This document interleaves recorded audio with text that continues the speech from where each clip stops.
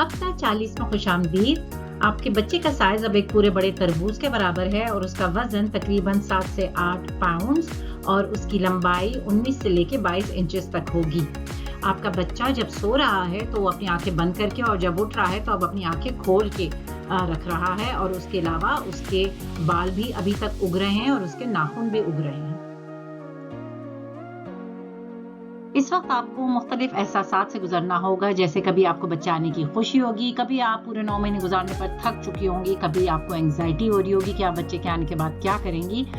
तो मैं आपको ये बताना चाहती हूँ कि 85% बच्चे अपनी जो ड्यू डेट होती है यानी कि जो 40 वीक्स कंप्लीट हो रहे होते हैं उसमें पैदा होते हैं। तो हैंग ऑन, आपका बच्चा बस अब आने ही वाला है, तो फिर आपकी ये परेशानी, ये थकन, ये सब कुछ दूर हो जाएगी। 40वें हफ्ते में डॉक्टर आपका एक अल्ट्रासाउंड करेगा जिसमें आपके बच्चे का साइज वो किस तरह से बढ़ रहा है और उसके अलावा उसके इर्द गिर्द जो पानी है उसकी मकदार, ये सारी चीज़ें चेक की जाएंगी। बच्चे की दिल की धड़कन भी चेक की जाएगी और उसकी मूवमेंट भी।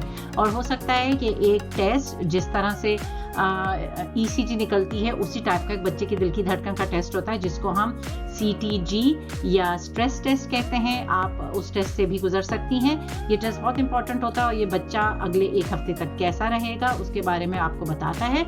तो अगर आपका डॉक्टर आपको ये मशवरा दे रहा है कि टेस्ट करा लें तो आप प्लीज ये टेस्ट करा सकते हैं।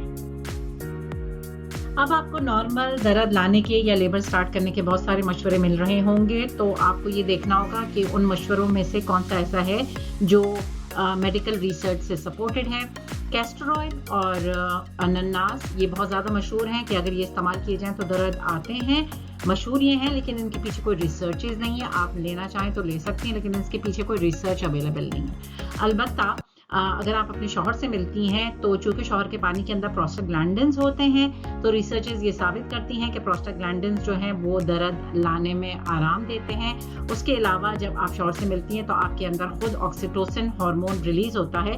तो प्रोस्टाग्लैंडिन्स एक तरफ तो आपके बच्चेदानी के मुंह को नरम करते हैं, दूसरी तरफ से ऑक्सीटोसिन आता है जो बच्चे को जब हम दर्द लाने होते हैं तो उन ड्रिपों में भी ऑक्सीटोसिन ही डलता है। तो आपका खुद का ऑक्सीटोसिन भी आपके दर्द मुस्तकिल लाने में बहुत मददगार साबित होगा।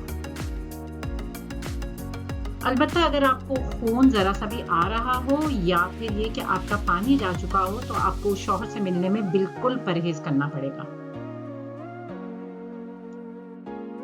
निपल स्टिमुलेशन भी एक और तरीका होता है दर्द लाने का, लेकिन रिसर्चेस ये शो करती हैं कि उससे दर्द जरूरत से ज्यादा आ जाते हैं जो हमें नहीं चाहिए होते।